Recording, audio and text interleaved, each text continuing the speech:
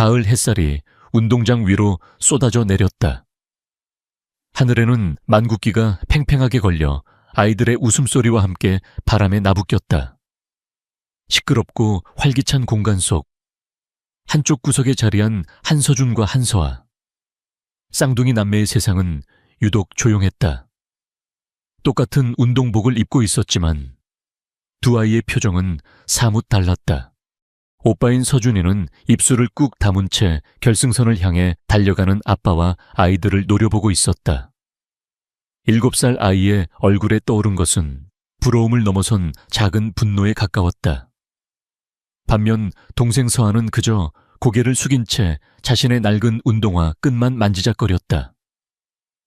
아이의 작은 어깨가 금방이라도 부서질 것처럼 위태로워 보였다. 오늘은 초등학교의 가을 운동회. 그 중에서도 아빠와 함께 달리는 2인 삼각 경기가 한창이었다.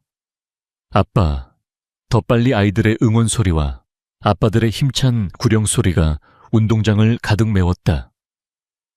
그 소리들은 날카로운 파편이 되어 쌍둥이의 마음에 박혔다. 두 아이에게 아빠라는 단어는 불러본 적 없는 낯선 이름일 뿐이었다. 바로 그때 운동장 한쪽이 소란스러워졌다. 검은색 세단 여러 대가 학교 정문 앞에 멈춰 섰고 잘 차려입은 남자들이 내렸다. 그들 중 가장 앞서 걸어온 한 남자는 주변의 모든 소음을 단숨에 집어삼킬 만큼 압도적인 존재감을 뿜어냈다. 딱 떨어지는 명품 정장에 흐트러짐 없는 머리, 차가울 정도로 잘생긴 얼굴, JH그룹의 최연소 회장 강지훈이었다. 그의 등장은 소박한 동네 학교의 풍경에 떨어진 이질적인 물감 한 방울 같았다. 학부모들은 누구인지 알아보고는 수군거리기 시작했다. 학교 발전 기금을 기부하기 위해 잠시 들렀다는 교장 선생님의 설명에도 사람들의 시선은 그에게서 떨어질 줄 몰랐다. 지훈은 이런 시선에 익숙한 듯 무표정한 얼굴로 교장과 몇 마디를 나눌 뿐이었다. 그는 아이들의 시끄러운 함성도 흙먼지도 자신을 향한 호기심 어린 시선도 모두 자신과 상관없는 세상의 일처럼 여기는 듯했다. 그의 세계는 정적과 효율성, 그리고 서류 속 숫자로만 이루어져 있었다. 이곳은 그가 잠시 스쳐 지나가는 무의미한 공간일 뿐이었다. 그 순간까지는 그랬다. 경기가 끝나고 잠시 쉬는 시간, 한 무리의 아이들이 쌍둥이에게 다가왔다. 너희는 왜 아빠 없어? 아빠 없으면 2인 삼각 못하잖아. 짓궂은 질문이 서아의 심장을 찔렀다. 서아의 눈에 눈물이 그렁그렁 맺히자 서준이가 동생의 앞을 막아서며 소리쳤다. 상관마, 우리도 아빠 있거든. 거짓말 한 번도 본 적 없는 걸. 아이들은 낄낄거리며 멀어져 갔다. 서준이는 주먹을 꽉 쥐었다. 동생을 지켜야 한다는 생각, 그리고 스스로도 어쩔 수 없는 서러움이 뒤섞여 가슴속에서 폭발할 것 같았다. 그때 서준이의 시선이 한 곳에 꽂혔다. 운동장 스탠드에 서서 무감각한 표정으로 운동장을 내려다보는 남자, 강지훈이었다. 서준이는 자기도 모르게 무슨 용기가 났는지 동생 서아의 손을 꽉 잡았다. 서아야, 가자. 서아는 겁을 먹고 망설였지만 오빠의 단호한 손길에 이끌려 앞으로 나아갔다. 수많은 사람들 사이를 헤치고 아이들은 마침내 그 남자의 앞에 섰다. 모든 것이 느리게 흘러가는 것 같았다. 주변의 웅성거림이 거짓말처럼 멎었다. 교장 선생님과 비서들이 당황한 표정으로 아이들을 막으려 했지만 서준이는 그보다 빨랐다. 아이는 고개를 번쩍 들고 아직 변성기가 오지 않은 목소리로 힘껏 외쳤다. 그 목소리는 작았지만 운동장 한가운데서 터진 폭탄처럼 모든 사람의 귀에 선명하게 박혔다. 아저씨, 오늘만 저희 아빠가 되어주시면 안 돼요. 정적이 흘렀다. 사람들은 자신의 귀를 의심했다. 어떤 아이들은 웃음을 터뜨렸고 어른들은 당혹감에 어쩔 줄 몰라 했다. 강지훈의 비서가 아이들을 제지하려 앞으로 나섰다. 하지만 강지훈은 손을 들어 그를 막았다. 그의 차가운 시선이 처음으로 두 아이에게 정면으로 향했다. 그는 자신에게 날아든 이 당돌하고 황당한 요청을 이해할 수 없었다. 그의 인생에서 이런 예측 불가능한 변수는 존재하지 않았다. 짜증과 무관심이 뒤섞인 감정으로 아이들을 내려다보던 그의 시선이 동생 서아의 얼굴에 닿는 순간 돌처럼 굳어버렸다. 크고 까만 눈동자, 살짝 겁을 먹은 듯 하면서도 깊은 슬픔을 담고 있는 그 눈매. 지우는 숨을 헛들이 마셨다. 7년 전 그의 세상 전부를 앗아간 그날 이후 단 한순간도 잊어본 적 없는 얼굴이 기억의 파편처럼 눈앞의 작은 아이와 겹쳐졌다. 시간과 공간이 비현실적으로 일그러지는 감각이었다. 모두가 그의 대답을 기다리고 있었다. 그가 어떤 식으로 이 무례한 아이들을 혼내거나 혹은 무시하고 돌아설 것이라고 모두가 예상했다. 하지만 강지훈은 누구도 예상치 못한 행동을 했다. 그는 천천히, 아주 천천히 한쪽 무릎을 꿇고 아이들과 눈높이를 맞췄다. 그의 갑작스러운 행동에 주변은 다시 한번 술렁였다. 차가운 표정은 그대로였지만 그의 눈동자는 지진이라도 일어난 듯 격렬하게 흔들리고 있었다. 그는 다른 모든 것을 지워버린 채 오직 두 아이만을 응시했다. 그리고 잠시 후 겨우 잠긴 목소리를 짜내어 물었다. 그 질문은 아이들에게 한 것이었지만 동시에 자기 자신 혹은 이미 사라져버린 과거에게 묻는 절규와도 같았다. 너희 엄마 이름이 뭐니? 강지훈의 질문이 차에 끝나기도 전에 한 여자가 군중을 헤치고 달려왔다. 그녀는 아이들 앞에 서서 허리를 굽혀 사과부터 했다. 죄송합니다. 정말 죄송합니다. 아이들이 철이 없어서. 그녀의 목소리는 다급함과 수치심으로 가늘게 떨렸다. 여자는 아이들의 팔을 거칠게 잡아 끌었다. 엄마 이수연이었다. 지우는 그제야 무릎을 꿇고 있던 자신의 처지를 깨달았다. 그는 자리에서 일어서려 했지만 몸이 뜻대로 움직이지 않았다.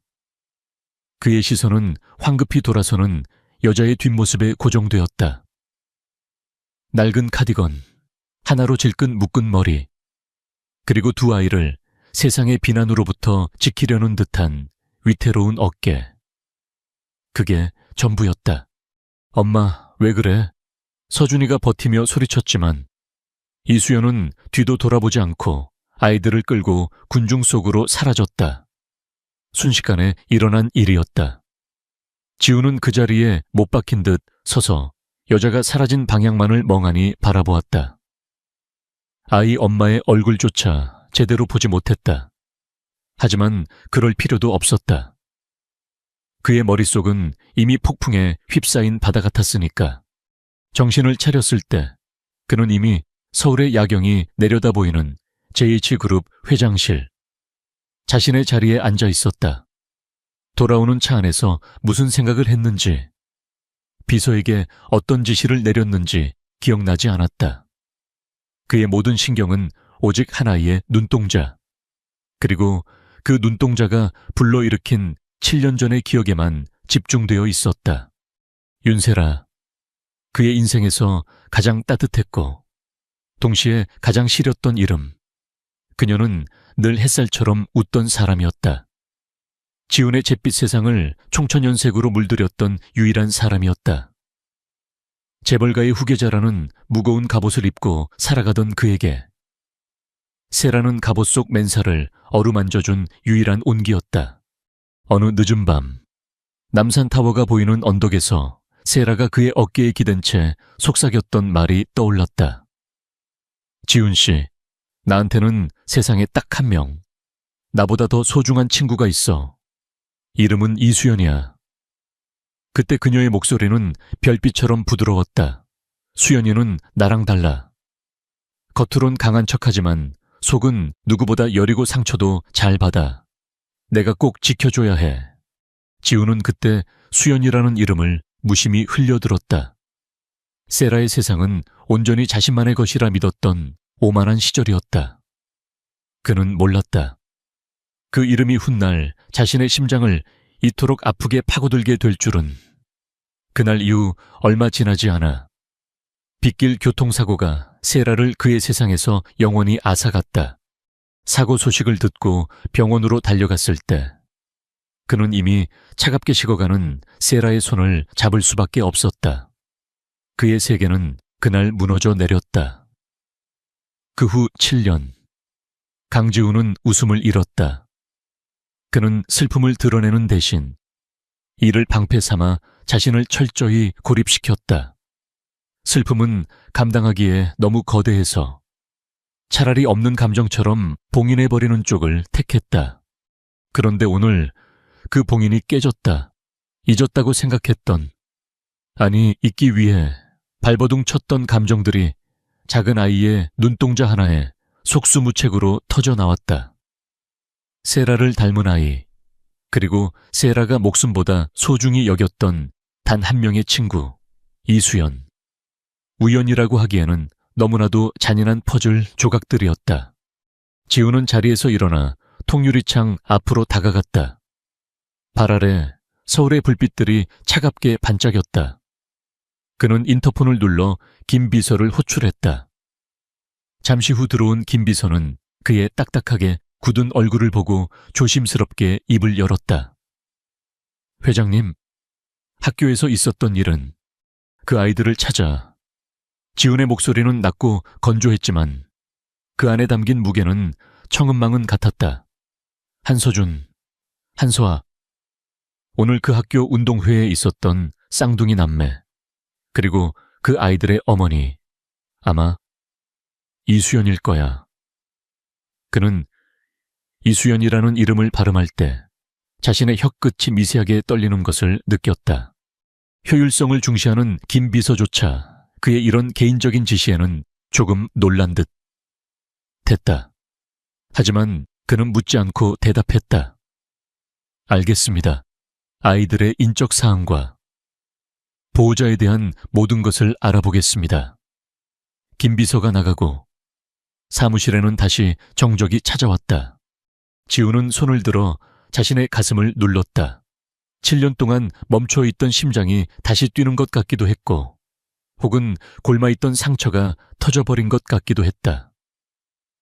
그는 확신했다. 이것은 단순한 우연이 아니다.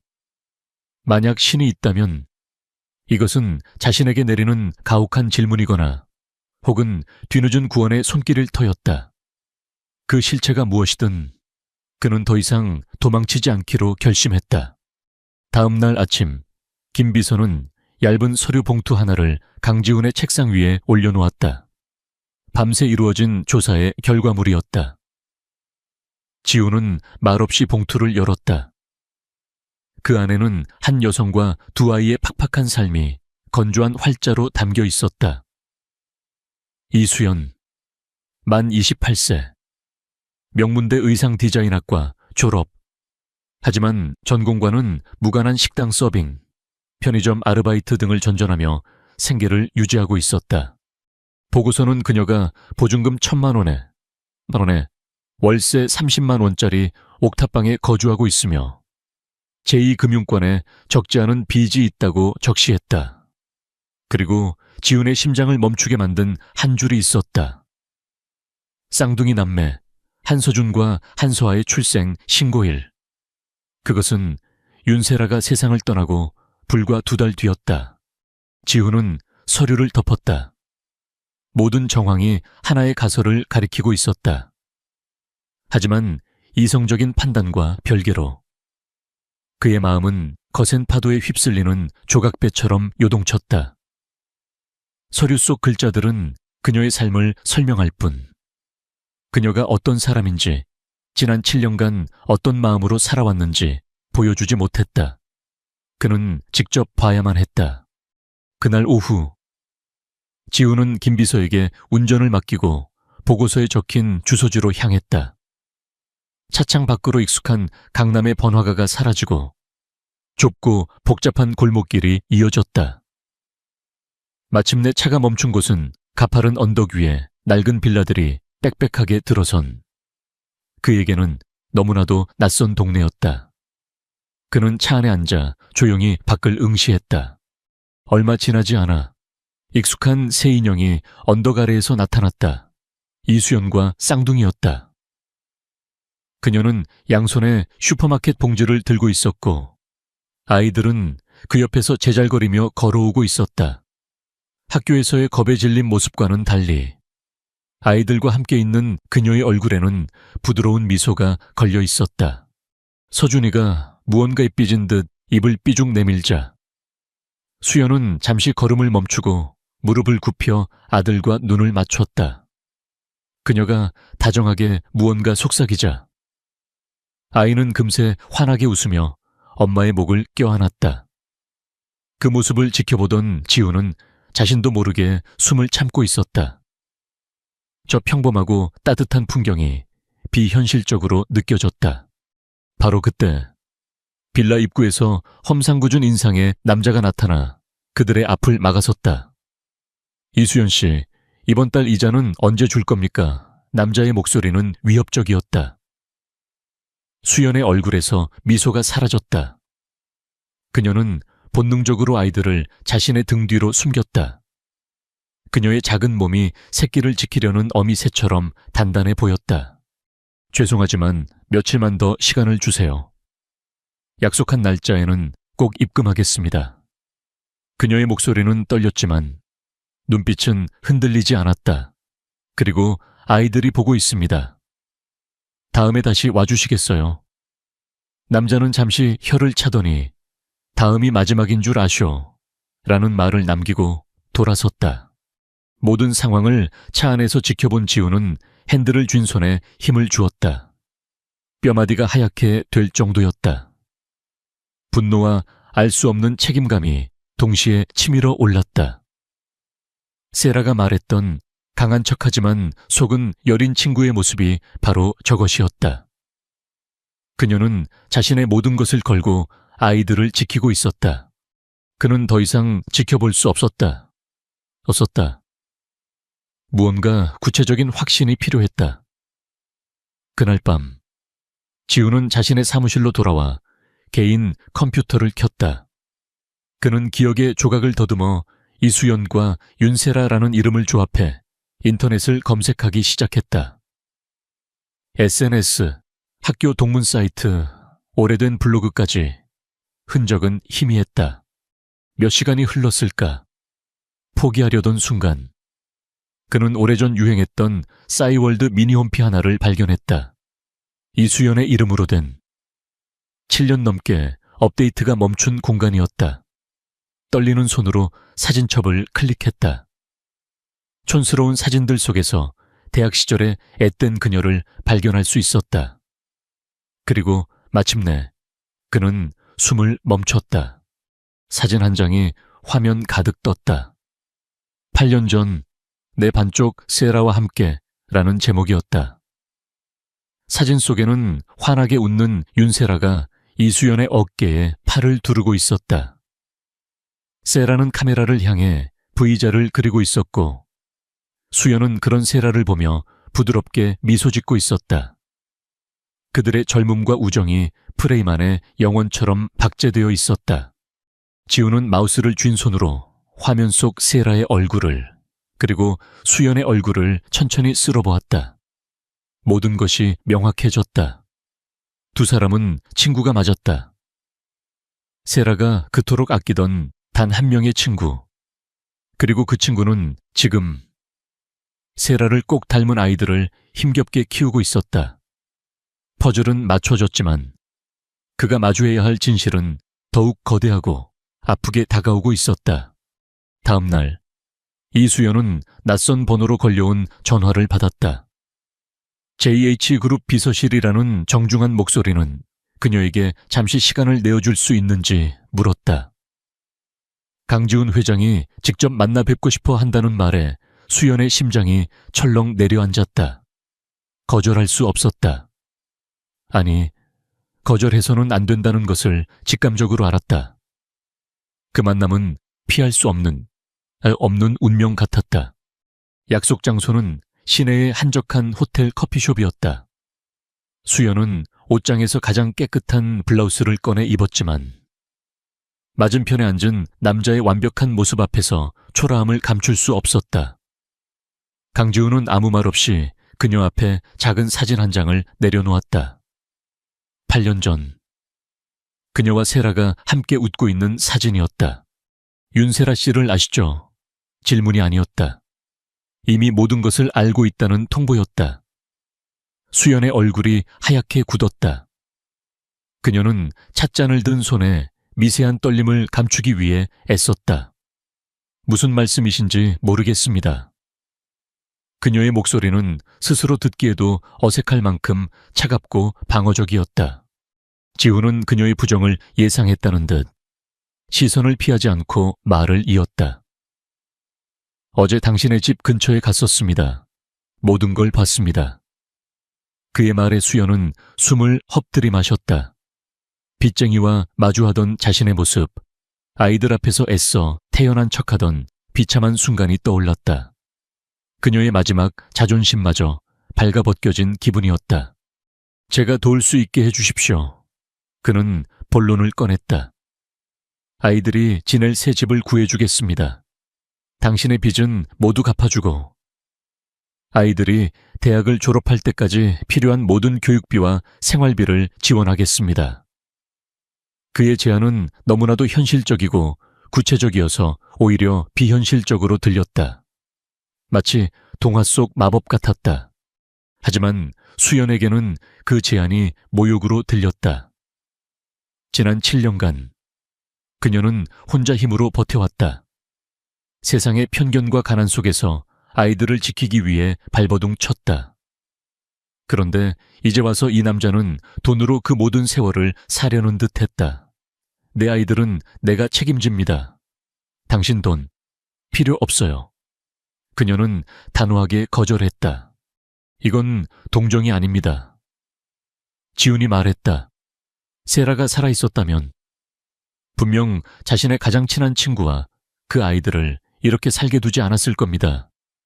이건 내가 세라에게 진 빚을 갚는 거라고 생각해 주십시오.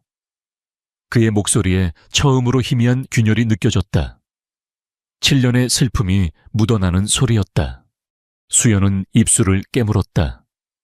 세라의 이름은 그녀에게도 아픈 상처였다. 하지만 그렇다고 해서 이 남자의 제안을 받아들일 수는 없었다. 그와 엮이는 순간 자신이 지켜온 모든 것이 무너져 내릴 것만 같았다. 제발 저희를 그냥 내버려 두세요. 그녀의 목소리가 애원처럼 흘러나왔다. 그의 논리적인 설득이 통하지 않자 지우는 마지막 카드를 꺼냈다. 그는 딱딱했던 표정을 풀고 한 인간으로서의 얼굴을 드러냈다. 그 아이들의 눈, 세라를 닮았습니다. 그의 진심 어린 목소리가 수연의 심장을 파고들었다. 그 눈을 한 아이들이 당신처럼 고생하며 사는 건 못 보겠습니다. 제발 허락해 주십시오. 그 말은 수연의 모든 방어 기제를 무너뜨렸다. 그는 더 이상 거만한 재벌 회장이 아니었다. 사랑하는 사람을 잃은 슬픔을 똑같이 간직한 또 한 명의 사람이었다. 수연은 고개를 숙였다. 어젯밤 잠든 서아에 얼굴 위로 떨어졌던 자신의 눈물이 떠올랐다. 더 좋은 옷, 더 맛있는 음식, 더 넓은 세상을 아이들에게 주고 싶었던 엄마의 마음이 고개를 들었다. 계약을 하죠. 한참의 침묵 끝에 지훈이 다시 입을 열었다. 이건 일방적인 도움이 아닙니다. 계약입니다. 당신이 경제적으로 완전히 자립할 때까지만 내가 아이들의 임시 아빠 혹은 후견인이 되어주는 겁니다. 당신의 자리를 빼앗겠다는 게 아닙니다. 잠시 빈자리를 채워주겠다는 겁니다. 계약이라는 단어는 수연에게 마지막 남은 자존심을 지킬 수 있는 탈출구가 되어주었다. 이건 구걸이 아니다. 거래다. 아이들의 미래를 위한 엄마로서의 선택이다. 그녀는 천천히 고개를 끄덕였다. 알겠습니다. 계약하죠.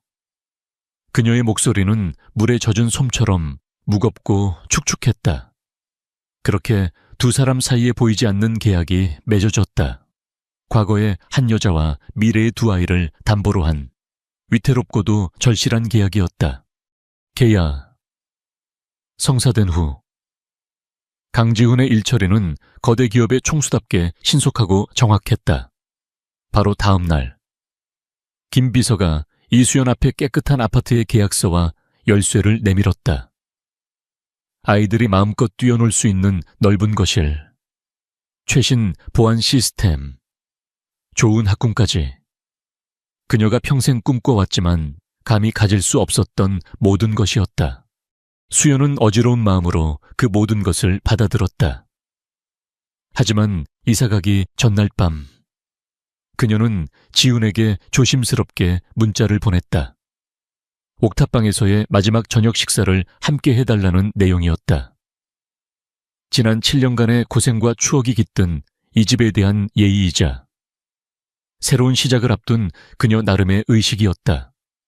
놀랍게도 그는 그러겠다고 답했다.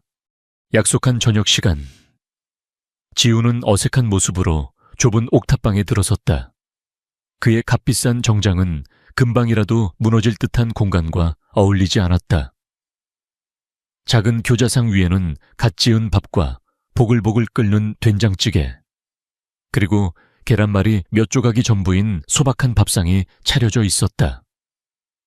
어색한 침묵이 세 사람 사이를 맴돌았다. 그 침묵을 깬 것은 아이들이었다. 서아가 자신의 수저를 챙겨 지훈의 밥그릇 위에 계란말이 하나를 올려놓았다. 아저씨, 이거 맛있어요. 엄마가 만든 거예요. 아이의 순수한 행동에 지훈은 순간 어떻게 반응해야 할지 몰라 굳어버렸다. 그는 평생 누군가에게 음식을 받아본 경험이 거의 없었다. 서준이가 그 모습을 보고는 핀잔을 주었다. 아저씨는 왜 밥을 조금만 먹어요? 맛없어요. 아이의 솔직한 질문에 지훈은 저도 모르게 희미하게 웃었다. 아니, 맛있어. 그는 아이가 놓아준 계란말이를 입에 넣었다. 평범한 음식이었지만 그가 여태껏 먹어본 그 어떤 값비싼 요리보다도 따뜻하고 깊은 맛이 났다. 그날 저녁 지훈은 처음으로 가족의 식사라는 것을 경험했다. 아이들은 번갈아가며 학교에서 있었던 일을 제잘거렸고 수연은 아이들의 밥그릇에 반찬을 놓아주며 조용히 미소 지었다. 지훈은 대부분 말없이 듣고만 있었지만 시끄럽고 정신없는 그 풍경이 싫지 않았다. 오히려 텅 비어있던 가슴 한구석이 채워지는 듯한 이상한 충만감을 느꼈다. 수연은 그런 지훈의 모습을 조용히 관찰했다. 늘 차갑고 단단해 보이던 남자의 얼굴에 아주 잠깐 스쳐 지나가는 온기를 발견했다.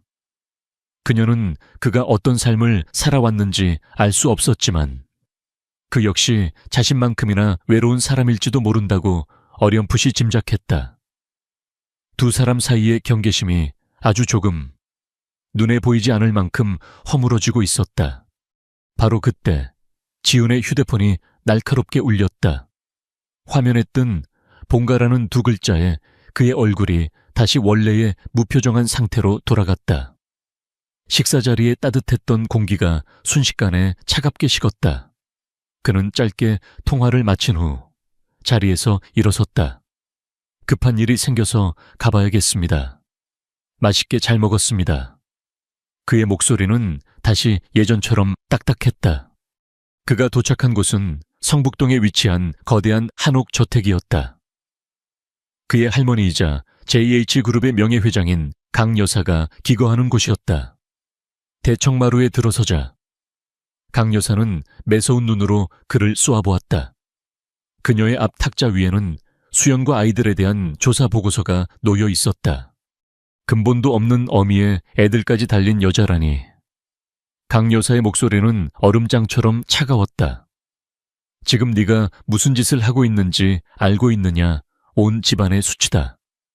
당장 그 관계를 정리하거라. 정해준 혼처도 있지 않느냐? 그녀의 말은 명령이었고 거역을 용납하지 않는 절대자의 목소리였다. 지우는 할머니를 정면으로 마주보았다.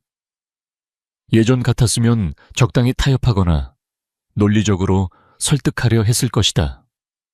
하지만 지금 그의 머릿속에는 옥탑방에 따뜻했던 된장찌개 냄새와 아이들의 웃음소리가 생생했다. 그는 처음으로 지키고 싶은 것이 생긴 사람이었다. 제 일입니다. 제가 알아서 합니다. 그의 대답은 짧고 단호했다. 그리고 다시는 그 사람들과 아이들을 거론하지 말아 주십시오. 그의 눈빛은 흔들림이 없었다. 손자의 예기치 못한 반항에 강 여사의 얼굴이 분노로 일그러졌다. 네가 지금 누구에게 대드는 것이냐? 지우는 더 이상 대꾸하지 않았다.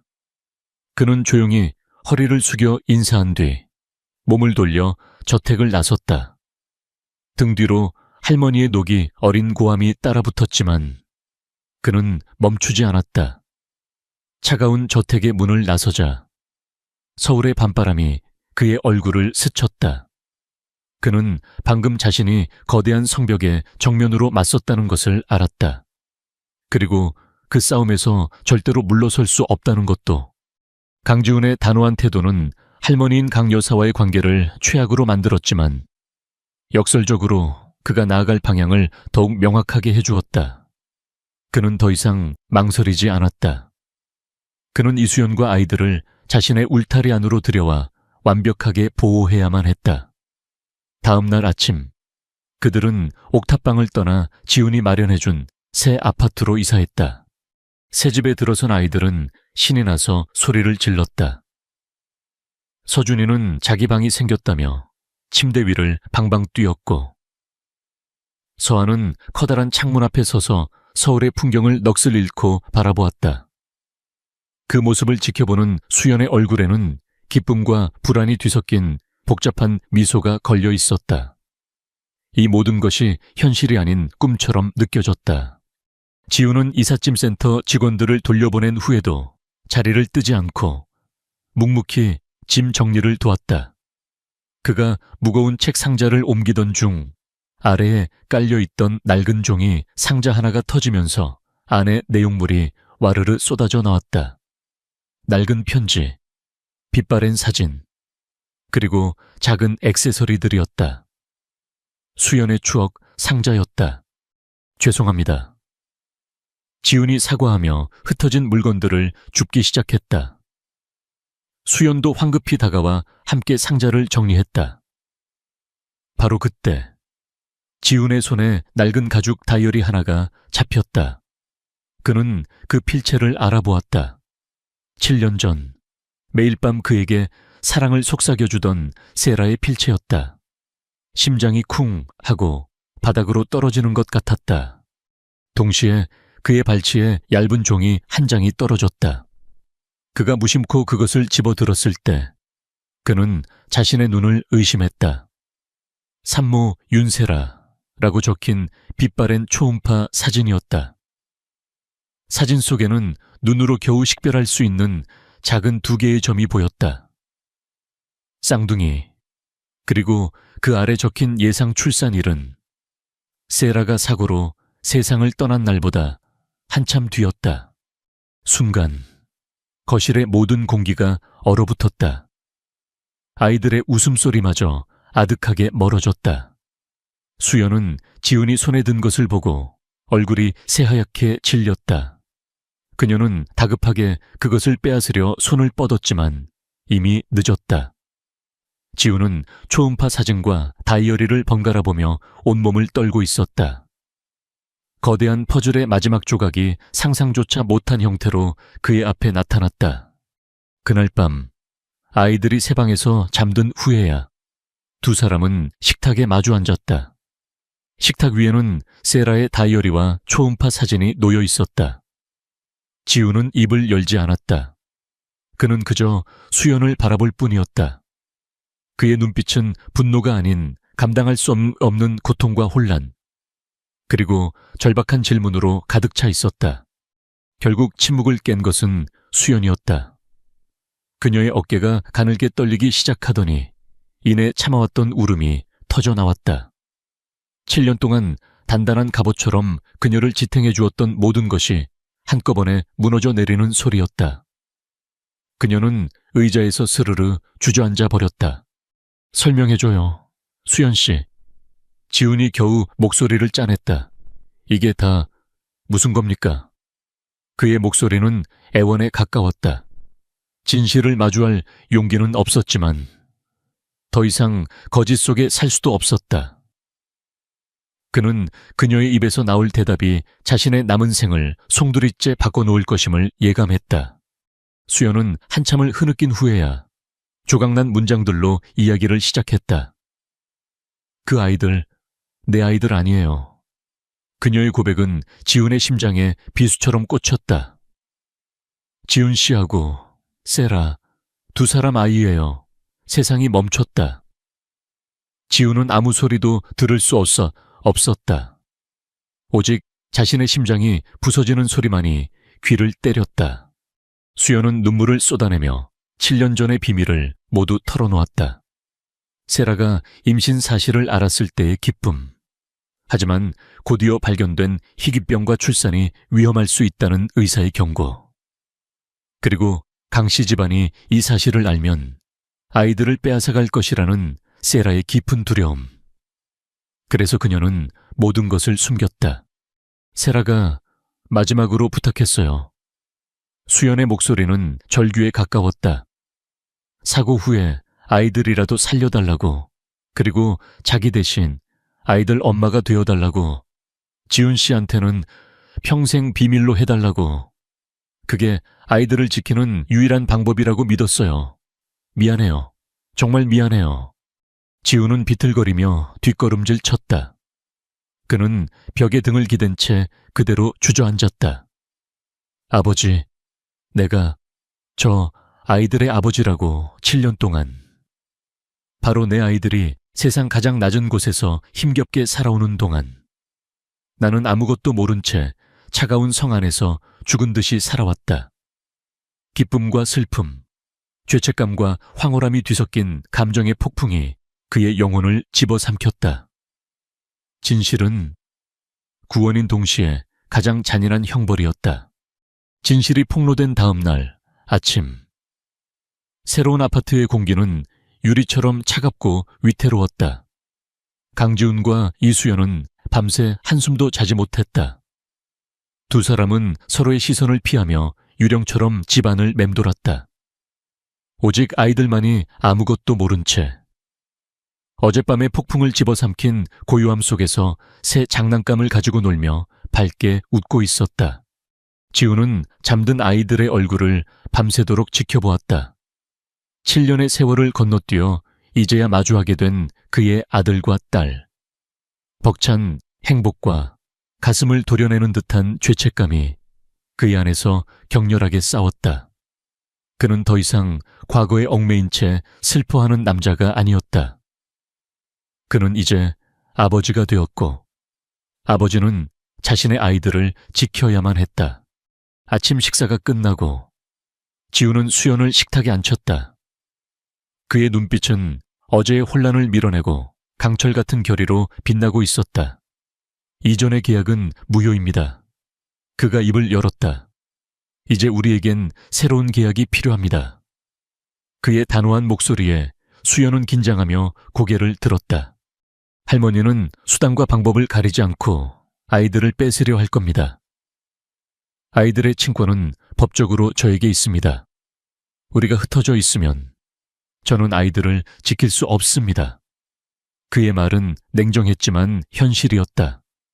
우리가 법적으로 완벽한 하나의 가족이 되어야 합니다. 아이들을 지킬 수 있는 유일한 방법입니다. 수연의 심장이 쿵 내려앉았다. 법적인 가족. 그 말의 의미는 명확했다. 그녀의 입술이 희미하게 떨렸다. 그럼 저는 뭐가 되죠? 그녀의 목소리는 거의 들리지 않을 만큼 작았다. 아이들의 진짜 엄마도 아니고 당신의 진짜 아내도 아닌 저는 대체 뭔가요? 그것은 7년간 아이들을 키워온 엄마로서의 정체성이 송두리째 흔들리는 절규였다. 지우는 자리에서 일어나 그녀 앞으로 다가왔다. 그는 처음으로 그녀를 똑바로 마주보며 말했다. 당신은 아이들의 유일한 엄마입니다. 지난 7년간, 그리고 앞으로도 그 사실은 그 무엇으로도 변하지 않습니다. 그의 목소리에는 조금의 거짓도 없었다. 제가 제안하는 건 위장 결혼, 서류상의 가족일 뿐입니다. 아이들을 위한 가장 강력한 방패가 되어달라는 부탁입니다. 그는 그녀가 7년간 짊어져온 희생의 무게를 이제야 알게 된 사람의 얼굴을 하고 있었다. 수연은 그의 눈에서 진심을 읽었다. 그녀는 선택의 여지가 없었다. 아이들을 위해서라면 유령 같은 존재가 되어도 상관없었다. 그녀는 작게 고개를 끄덕였다. 그렇게 두 번째 계약이 훨씬 더 무겁고 운명적인 계약이 맺어졌다. 그날 이후 가짜 가족의 서툰 연기가 시작되었다. 지우는 아이들을 최고급 사립 유치원에 등록시켰고 주말마다 가족 나들이를 계획했다. 처음으로 백화점 아동복 코너에 간 날, 아이들은 눈이 휘둥그레졌다. 서준이는 최신형 로봇 앞에서 떠날 줄 몰랐고 서아는 분홍색 공주 드레스를 입어보며 수줍게 웃었다. 지우는 어색하게 서서 아이들이 고르는 모든 것을 사주었다. 수십만 원짜리 장난감을 아무렇지 않게 계산하는 그의 모습과 가격표를 먼저 확인하는 수연의 모습은 여전히 어울리지 않는 그림이었다. 하지만 서준이가 로봇을 품에 안고 아저씨 고맙습니다 라고 외쳤을 때 지훈의 입가에 아주 희미한 미소가 떠올랐다. 놀이공원에도 갔다. 지훈은 난생 처음으로 회전목마를 탔고 아이들의 성화에 못 이겨 솜사탕을 입에 물었다. 그는 웃는 법을 잊은 사람처럼 표정이 어색했지만 아이들의 웃음소리를 들을 때마다 그의 눈빛은 조금씩 부드러워졌다. 수연은 조금 떨어진 곳에서 그 모습을 복잡한 심경으로 바라보았다. 함께하는 시간이 늘어날수록 그들은 서서히 서로에게 익숙해져 갔다. 지훈은 서준이가 알레르기가 있는 견과류를 기억했고 수연은 지훈이 쓴 아메리카노만 마신다는 것을 알게 되었다. 그들은 여전히 서로를 지훈 씨와 수연 씨라고 불렀고 필요 이상의 대화는 하지 않았지만 침묵 속에서도 보이지 않는 유대감이 쌓이고 있었다. 어느 날 밤 즐거운 하루를 보내고 돌아와 깊이 잠든 아이들의 방을 들여다볼 때였다. 지훈은 잠든 서아의 이마에 흘러내린 머리카락을 조심스럽게 쓸어 넘겨주었다. 그 다정한 손길을 문가에 서 있던 수연이 조용히 지켜보고 있었다. 두 사람의 시선이 허공에서 마주쳤다. 아무 말도 오가지 않았지만 그 순간 두 사람은 같은 생각을 하고 있었다. 이 위태로운 가짜 가족 연극이 언젠가는 진짜가 될 수도 있을까? 그들의 관계는 계약으로 시작되었지만 아이들의 웃음소리 속에서 아주 조금씩 다른 감정의 싹이 트고 있었다. 가짜 가족이 시간은 생각보다 평온하게 흘러갔다. 강지훈은 태어나서 처음으로 아이에게 동화책을 읽어주었다.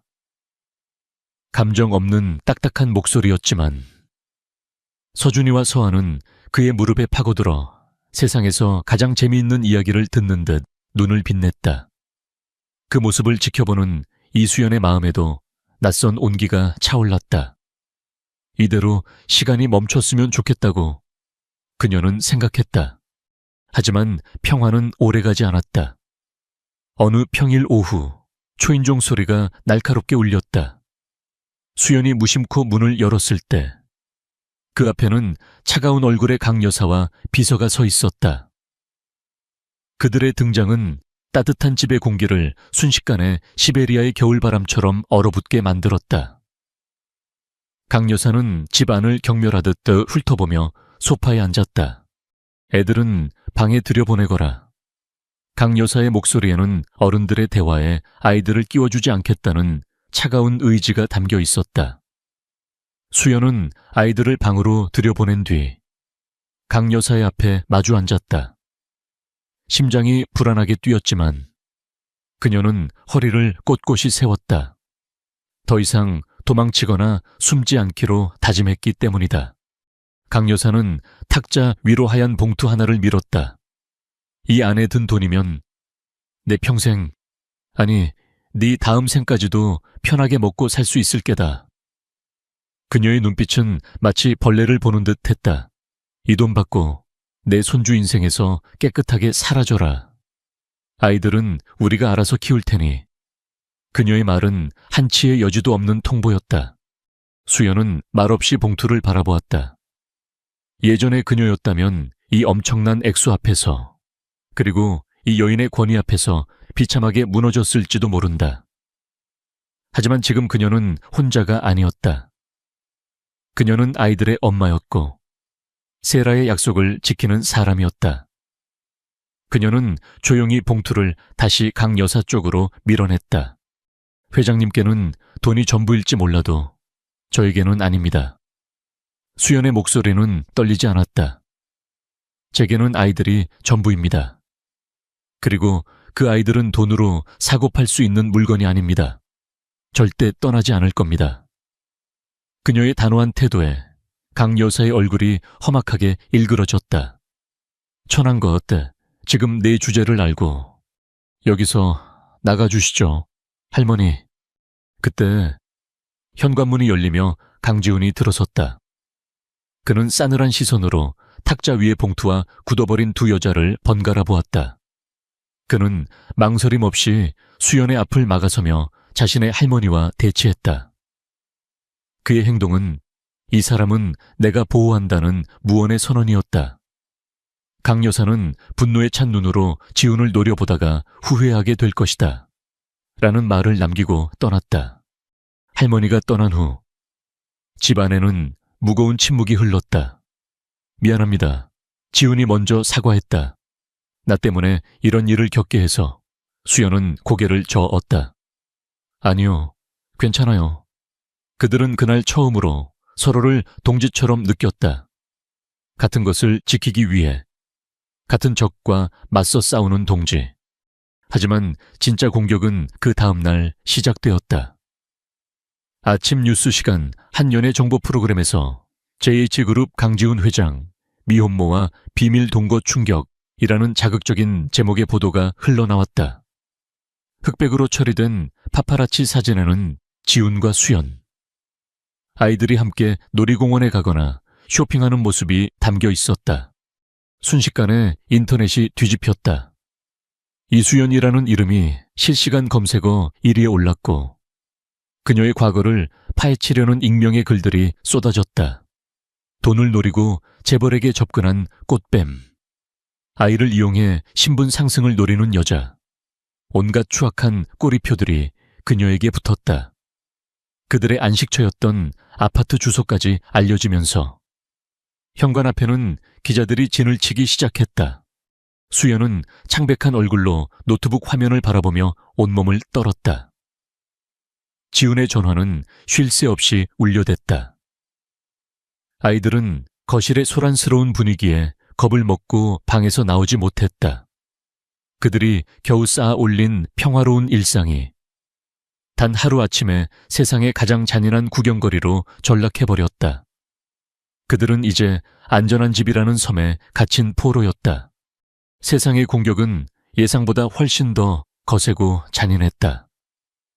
아파트는 기자들에게 포위된 섬이 되었고 쉴 새 없이 울리는 전화와 초인종 소리는 공포영화의 배경음악처럼 그들을 올감했다. 이수연은 자신에게 쏟아지는 악의적인 댓글들을 보며 영혼이 부서져 내리는 것을 느꼈다. 모든 것이 자기 탓 같았다.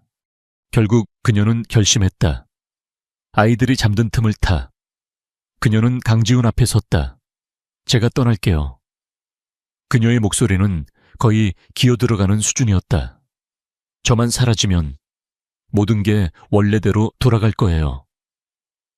회장님 인생에 더는 폐를 끼칠 수 없어요. 그녀의 눈에는 모든 것을 포기한 사람의 공허함이 담겨 있었다. 지우는 그녀의 말을 끝까지 듣고 있었다. 그는 조용히 일어나 그녀의 어깨를 잡았다. 그의 손길은 단단하고 흔들림이 없었다. 도망치는 건 해결이 아닙니다. 수연 씨. 그의 눈빛은 그 어느 때보다 진지했다. 이제부터는 내가 당신과 아이들을 지키는 게 아닙니다. 우리 가족이 우리 자신을 지키는 겁니다. 우리 가족이라는 단어가 수연의 심장에 깊이 박혔다. 지훈은 그녀에게 자신의 계획을 말했다. 정면 돌파. 모든 진실을 세상에 밝히는 것. 그는 긴급 기자회견을 열 것이라고 했다. 수연은 두려웠지만 그의 눈에 담긴 결의를 보고 더 이상 아무 말도 할 수 없었다. 그녀는 이 남자를 믿어보기로 했다. 다음 날 오후 JH그룹 본사에서 열린 기자회견장은 수백 명의 기자들로 발 디딜 틈이 없었다. 모두가 강지훈 회장이 어떤 변명을 늘어놓을지 혹은 어떻게 미혼모를 버릴 것인지에 대한 추측으로 술렁였다. 마침내 강지훈이 연단에 섰을 때 모든 카메라 플래시가 일제히 터졌다. 그는 잠시 눈을 감았다가 뜨며 침착하게 입을 열었다. 최근 저에 대한 보도와 루머에 대해 직접 말씀드리고자 이 자리에 섰습니다. 그는 쏟아지는 질문들을 손짓으로 막았다. 먼저 기사에 나온 내용은 일부 사실과 다릅니다. 하지만 그 기사에 나온 두 아이는 제 아이들이 맞습니다. 그의 폭탄 선언에 회견장은 순간 물을 끼얹은 듯 조용해졌다가 이내 벌집을 쑤신 듯한 소란에 휩싸였다. 지훈은 다시 한번 장내를 정돈시킨 후 말을 이었다. 그는 세라의 이름은 거론하지 않았지만 과거에 깊이 사랑했던 연인이 있었고 그녀를 불의의 사고로 잃었다고 담담하게 말했다. 그리고 그 연인에게는 목숨보다 소중한 친구가 있었다고 했다. 그의 시선이 정면의 카메라를 향했다. 이수연 씨는 기사에서 말하는 그런 사람이 아닙니다. 그의 목소리에는 강마, 한, 힘, 아이, 실, 흘려, is, us, 을, 다. 그녀는 제 아이들을 지난 7년간 세상의 모든 풍파로부터 홀로 지켜낸 수호천사입니다. 제가 평생을 바쳐도 다 갚지 못할 은혜를 입은 고귀한 사람입니다. 그는 모든 비난의 화살을 자신에게로 돌렸다. 모든 것을 몰랐던 저는 아버지가 될 자격조차 없는 사람이었습니다. 회견장은 충격에 휩싸였다. 누구도 예상치 못한 이야기였다. 지훈은 여기서 멈추지 않았다. 이런 고마운 분과 제 아이들을 향한 무분별한 공격을 저는 더 이상 용납하지 않을 것입니다. 최초 보도 매체와 악성 루머 유포자에 대해서는 이미 법적 대응을 시작했습니다. 그의 목소리는 차갑고 단호했다.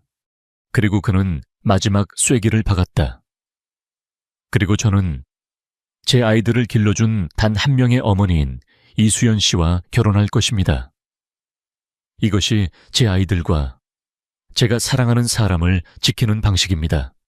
그는 할 말을 마쳤다는 듯 허리를 숙여 인사하고는 쏟아지는 질문들을 뒤로 한 채 회견장을 빠져나갔다. 그 시각 성북동 저택에서 TV로 이 모든 것을 지켜보던 강 여사의 얼굴은 분노로 하얗게 질려 있었다. 그녀는 손에 들고 있던 찻잔을 바닥에 내동댕이 쳐 박살냈다.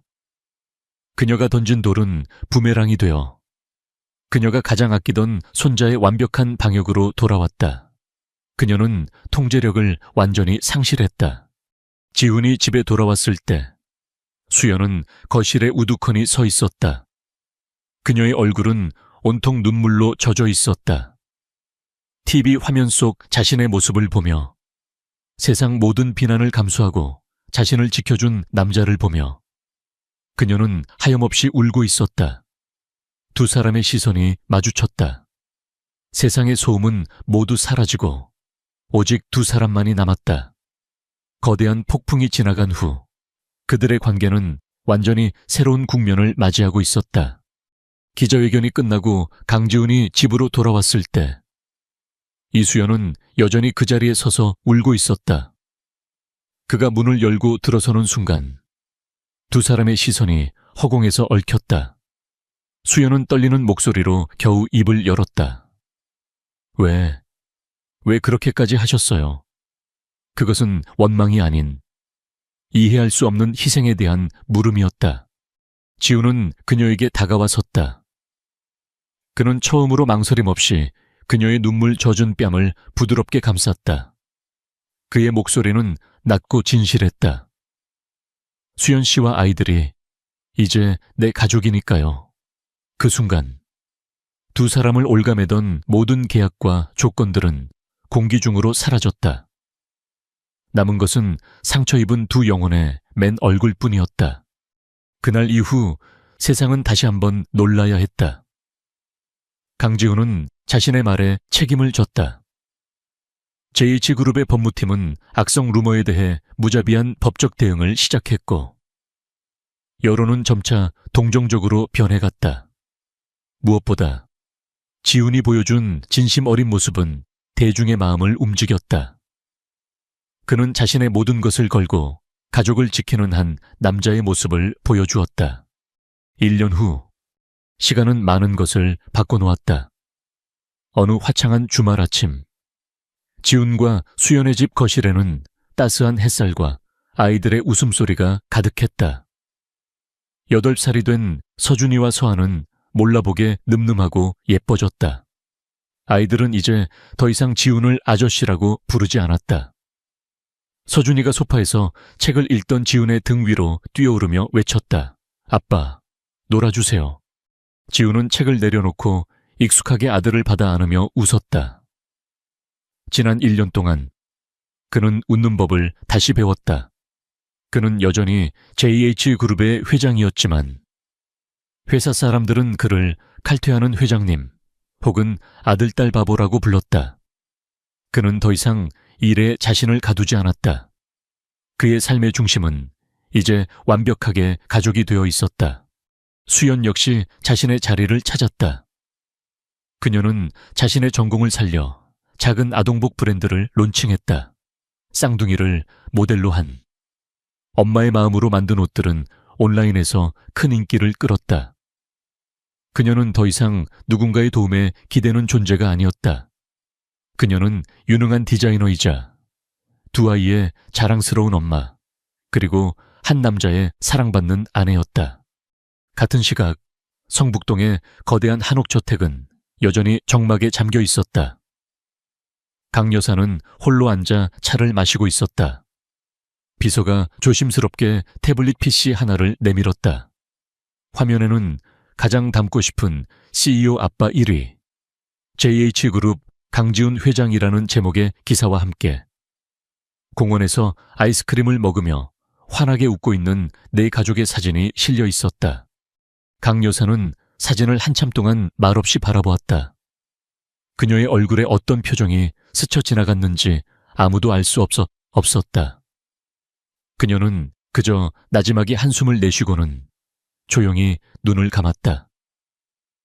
그것은 패배의 인정이자 어쩌면 아주 뒤늦은 후회였을지도 모른다. 주방에서는 지훈이 아이들과 함께 팬케이크를 만들고 있었다. 물론 성공적이지는 않았다. 그의 얼굴과 옷은 온통 밀가루 투성이었고 프라이팬 위에 팬케이크는 조금 까맣게 타버렸다. 하지만 아이들은 까르르 웃으며 아빠의 얼굴에 묻은 밀가루를 닦아주느라 정신이 없었다. 수연은 주방 입구에 기댄 채 그 사랑스러운 풍경을 미소 지으며 바라보고 있었다.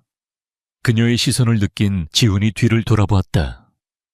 그는 밀가루가 묻은 얼굴 그대로 그녀에게 다가와 이마에 부드럽게 입을 맞췄다. 나를 다시 살게 해줘서 고마워요. 수연 씨. 그의 목소리는 지난날의 아픔을 모두 녹여버릴 만큼 따뜻했다. 수연은 그의 뺨에 묻은 밀가루를 손가락으로 닦아주며 대답했다. 우리에게 진짜 가족이 되어줘서 고마워요. 두 사람은 서로를 바라보며 조용히 웃었다. 아빠, 팬케이크 다 타요. 아이들의 외침에 두 사람은 현실로 돌아왔다. 주방은 엉망진창이었지만 그 안에는 세상 가장 완벽한 행복이 넘실거리고 있었다. 가난했던 쌍둥이와 상처 입은 백만장자가 만들어낸 기적. 그것은 바로 가족이라는 이름의 따뜻한 집이었다.